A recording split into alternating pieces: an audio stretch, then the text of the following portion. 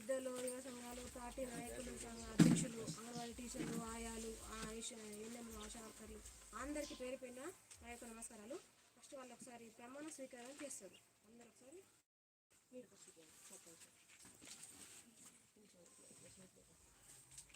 నేను భానోత్ వీరన్న నాయక్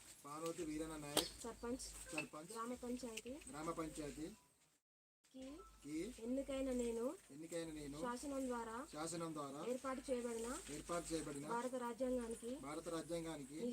నిజమైన విధేయత కలిగి ఉంటానని భారతదేశ సార్వభౌమత్వం మరియు ఏకత్వాన్ని కాపాడుతానని తెలంగాణ పంచాయతీరాజ్ చట్టం 2018 మరియు దాని కింద రూపొందించిన నియమావళి ప్రకారం నా విధులు మరియు బాధ్యతలను భయము పక్షపాతము లేకుండా నిష్ఠతో మరియు